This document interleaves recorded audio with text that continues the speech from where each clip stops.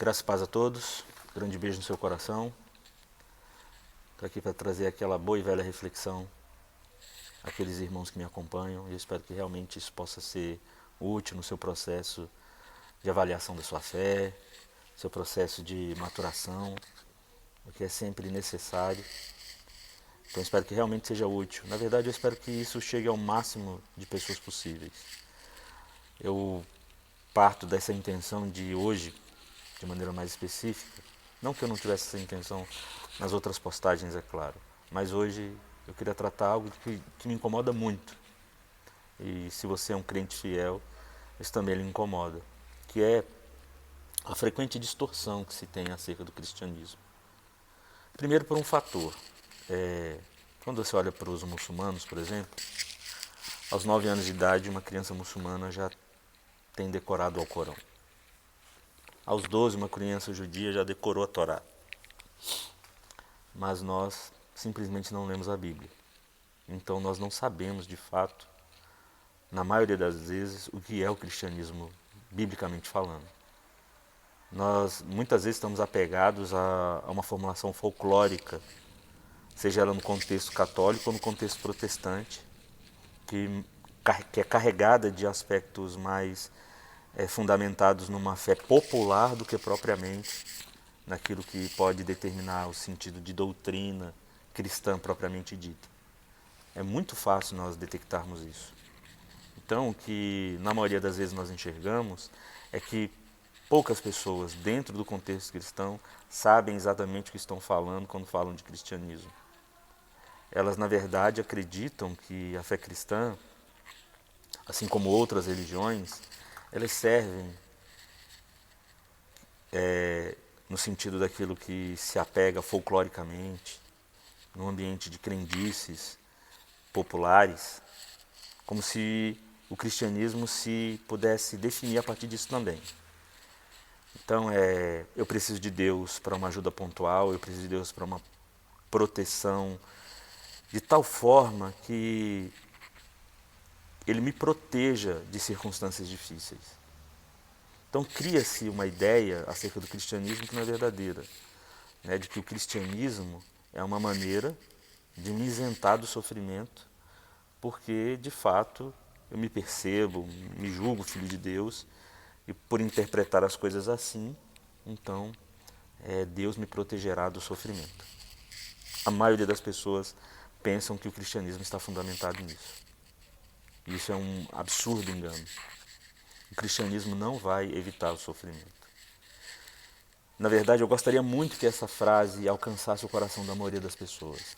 O cristianismo não vai nos isentar do sofrimento. Eu queria muito que você estivesse atento a essa frase de maneira mais enfática.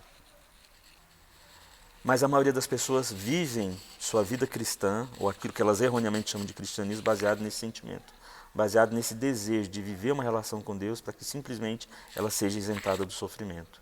E isso me traz uma imagem bíblica, né, que é a do Gadareno, onde aquele homem possesso de uma legião de demônios, quando Jesus chega, esses demônios se voltam para Jesus, eles se curvam diante dele, chamam ele de filho de Deus, admitem a deidade dele e sua autoridade.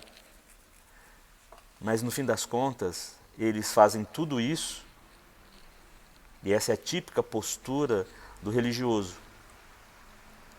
É a mesma postura do diabo, que se coloca de joelhos diante de Deus apenas para não ser importunado.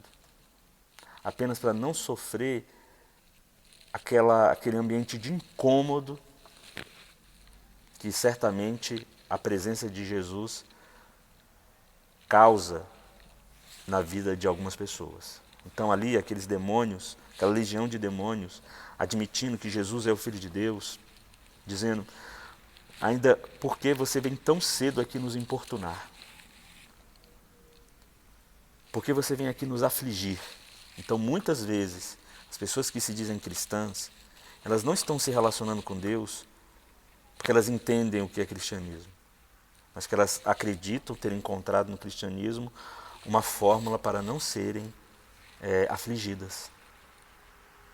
é a típica postura religiosa, é a típica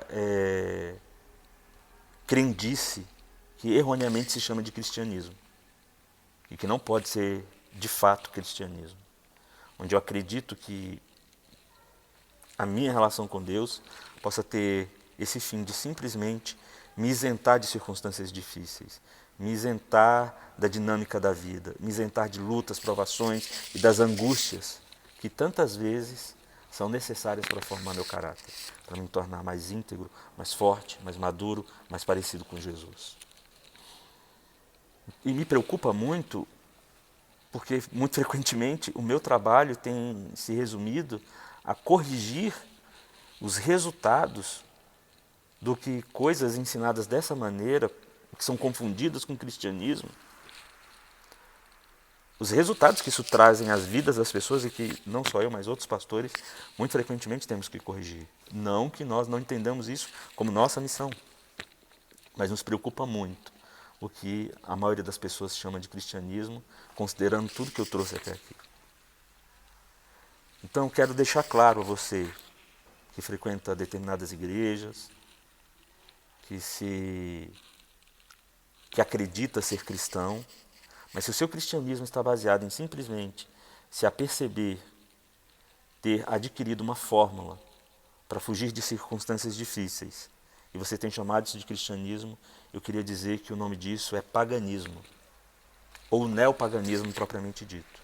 É nisso que se baseia a religião pagã, um meio pelo qual eu me apercebi capaz de desenvolver um tecnicismo espiritual, onde eu desenvolvi uma técnica espiritual para manipular o mundo espiritual a meu favor. O nome disso não é cristianismo, o nome disso é feitiçaria.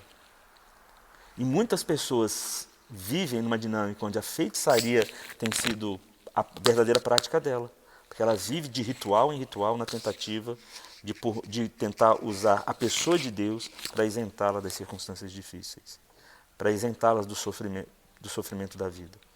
Mas isso não vai acontecer. O cristianismo não é para nos isentar do sofrimento. O cristianismo vai nos ensinar a sofrer.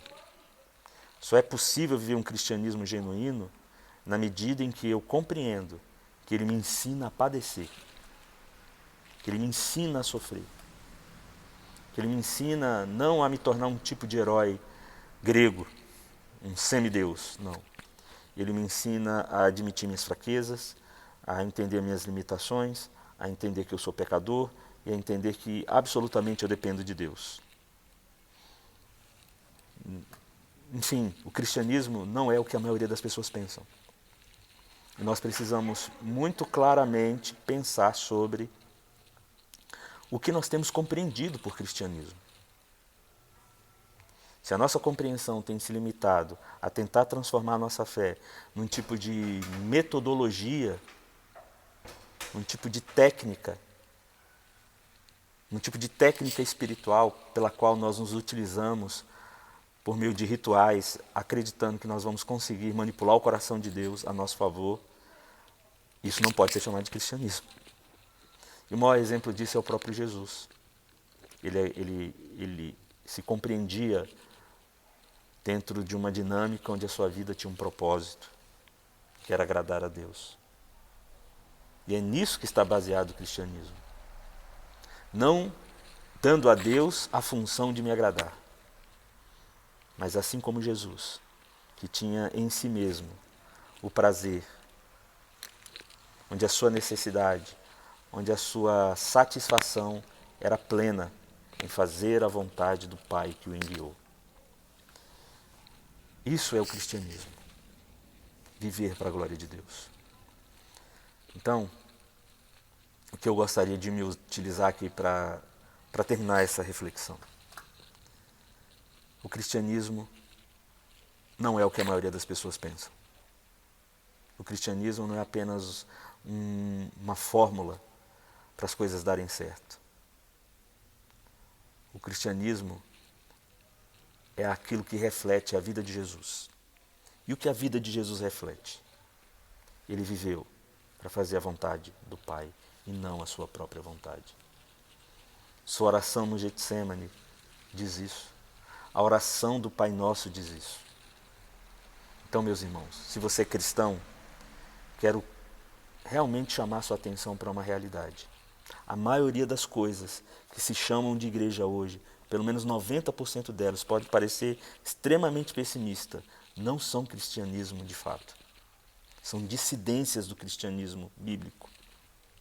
Esse cristianismo que Jesus ensinou, do qual a vontade do Pai, a vontade de Deus é primordial. Um cristão é alguém que não vive para que Deus faça a sua vontade. Um cristão é alguém que descobriu que precisa viver a vontade do Pai, segundo o exemplo que o próprio Jesus nos dá, vivendo para agradar o Pai. Então, eu termino esse tempo pedindo a você para que, se você realmente acredita em Jesus, se você realmente se percebe como um cristão, que você entenda que não existe um cristianismo sem essa dinâmica onde Jesus é a referência, onde viver como Ele, onde obedecer ao que Ele ensinou. E Ele mesmo diz que aquele que o ama guarda os seus mandamentos. E Jesus não ensina nós fazermos nenhuma técnica espiritualista para obtermos o favor de Deus. O maior favor de Deus, Ele nos garante. E esse é o aspecto mais determinante do cristianismo, porque ele não se trata do que nós podemos fazer.